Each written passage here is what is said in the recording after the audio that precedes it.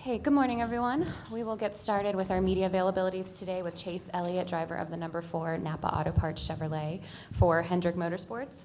Chase, there's certainly been a lot of conversation around the great racing this season, and now that we're at the midway point, could you just talk a little bit about that and your outlook for the second half of the year?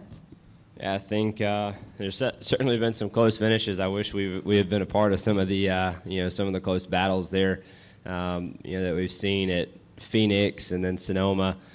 Definitely some cool races, I think, from a fan's perspective to watch. So hopefully that's been exciting to see, whether or not fans are at the racetrack or watching from home. I think that's encouraging, and certainly hasn't been a lack of effort to try different packages and see what works, what doesn't, and try to get a direction for moving forward. So one practice session yesterday, obviously a new track surface, bit of a reconfiguration. Can you talk about how things went yesterday for you? Yeah, for sure. I think, for the short amount of time that they redid this place, I was really impressed. Casey came and tested for the team test here a few weeks ago, had really positive comments, and I certainly can't disagree. I think they did a good job with it, and again, to do it in such a short amount of time, I couldn't imagine the workload that the guys and girls had to put into doing it in that short a period. I've got a couple friends in the paving business, and I can only imagine that was a hard-fought few months. So certainly respect those guys for what they did, and hopefully everything holds up like it should, and I expect to this weekend. Okay, we'll open it up for questions for Chase. We'll start back here and then go to Tucker. Kent Spencer, WHAS 11. Chase, with it being a repave and a new surface, do you envision multiple racing grooves, or do you think it's going to be one of those kind of follow the leader type races?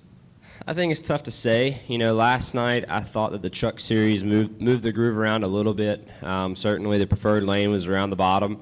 Anytime you have a new surface, it definitely it takes some wear in time. And to me, I think the best example of a good repave here as of late was Kansas.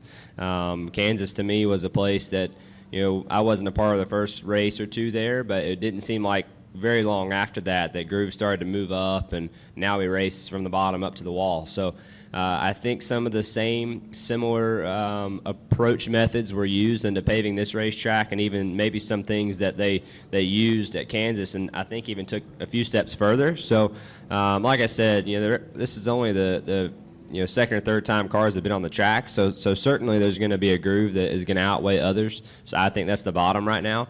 I hope that moves around, and I think as you get later into a run, if tires do fall off like we all hope they do, I think that's when you're going to see the ability to move around. But while the tires are good and fast, I think it will be a tough thing at first, but hopefully it moves up after that. We'll go to Tucker next. Tucker White, SpeedwayMedia.com. Chase, given the two races we've used the lower downforce package at our tracks with, let's say, a fresher surface, wouldn't it be in the best interest of the drivers for there to be another race at a track with less that's much harder on the tires, like say Darlington?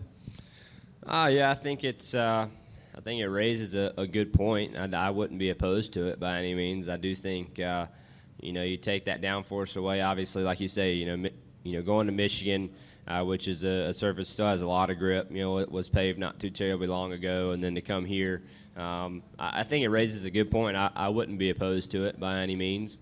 I don't know that it would change things a ton. I do think you're going to see some of the same characteristics with more tire fall off. I think that would be the biggest factor that would change. I don't know that would change a ton of things, but it could be the greatest thing ever. So I wouldn't be opposed to trying her out. Okay, if you have a question for Chase, please state your name and affiliation. We'll go back here. Chase, with this being your first year in this series, is it nice to come to a place where there's been so much change, where you feel like you're kind of on the same level playing field as everybody else? Yeah, I mean, I was looking forward to this race just because you have a repave. I've come to Kentucky a few times over the past couple of years on the Xfinity side, and you hear about the changes, and I think you're more just excited to see what that's all about and the changes that it brings. certainly the guys who win frequently and are champions, they're champions for a reason. They're good at what they do. They don't care if it's a new racetrack they've never seen or a place they've been going to for 20 years. I don't think it really matters from that standpoint. So I don't think it makes your job any easier or anything like that just because nobody else has seen the place before. In my opinion, those guys are really good at what they do. Okay, we'll go with our next question. Charlie Leffler, BulliCountySports.com. With the track being such an unknown with the repave and everything, do you think that gives an advantage to the more experienced drivers, or does it just leave an open door? Well, I mean, it's somewhat of an unknown, but I mean, you have to. I think sometimes you have to kind of step back and look at it from a general perspective and recognize that it's a 1.5 mile racetrack. We're turning left, and we're still trying to go as fast as possible. So the guys who have been doing that for a long period of time, certainly, as I stated a second ago, are good at what they do, and they're in the positions they're in for a reason. So yes, the majority of us have never seen this place before, but we're all still trying to achieve the same things that we try to achieve each week. So it is different. The surface is a little different than it was when we were raced here last, but the world has not quit turning. We're still trying to do the same things. Any additional questions for Chase? Okay, we'll go over here. Emily Spink with Popular Speed. Tell me about how you feel about the 24 camp and Hendrick Motorsports as an organization so far this year. Yeah, well, I'm really proud of our group in particular. First and foremost, to see those guys firsthand, how they work and how they operate. Just really just glad to have the group of guys that I have. I'm really just lucky to have Alan on the box. I think he's an incredible crew chief, and I think he does a really good job. I don't think he gets the credit that he deserves, in my opinion. I think he's definitely a good leader, and I think a lot of our guys respect him, and he knows how to put the right people in the right places, and that's an important thing as a crew chief goes. So I've enjoyed working with him, and I hope that I hope we can try to get better throughout the year. I think we've definitely had ups and downs. We're not where we want to be. We're about 2 or 3 stickers short of where we want to be up by my name on the car. So if we could get some stickers on our car, that would be a big goal for us. That's what we want to do. That's our goal, is to try to get to victory lane, and we.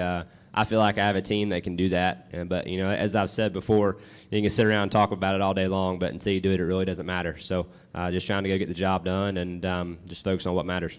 Okay, we'll take our next question from the back. Lita Jarlis from WLKY in Louisville. Chase, how big of a difference is turn 1 and 2 compared to 3 and 4? Some of the guys yesterday called, turn 3 treacherous and, hold on to your butt type corner.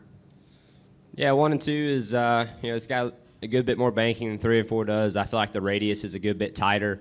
The groove hasn't really moved up a whole lot, so you're really chasing the yellow line around 1 and 2.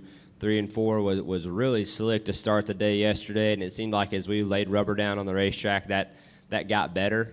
But definitely it is slick to start. I'm not sure if that's a rubber thing from series to series or just the way the track was sitting. And a lot of times when you get a new paving surface, there's a lot of grit and things that the racetrack seems to accumulate and likes to sit on the racetrack. So I'm not sure exactly what that was, but that did get better throughout the day. But 3 and 4 is really exactly like it was when we were here before, just minus a few bumps here or there, and the surface being new. But as far as the banking angle, the banking on the bottom of the racetrack to the middle as you move up is all the exact same. The radius is the same.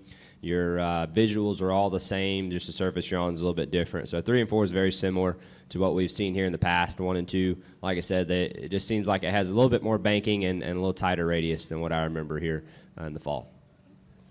All right, Chase, before we let you go, NAPA Auto Parts is back on the hood of the 24 this week, but with a new look. Could you tell us a little bit about that patriotic paint scheme and NAPA's Get Back and Give Back campaign? Yeah, absolutely. I love our paint scheme this week. I think it looks awesome. I wish we ran it more often. But I've been fortunate to be a part of this initiative the past couple of years. They have the Intrepid Fallen Heroes Fund on our car. NAPA has done a great job of supporting them and supporting men and women who serve our country. And we've done this the past 2 years at Daytona, and they wanted to do it again this year, and I'm happy to be a part of it. NAPA, like I said, does a great job of giving back, and they, to me, are doing their job there and supporting everywhere they can. So I'm glad to be a very small part of it this weekend, and hope that we can raise some awareness and give back to the folks who let us do what we love to do. Any final questions for Chase? All right, Chase, thank you so much. Good luck Thanks. this weekend.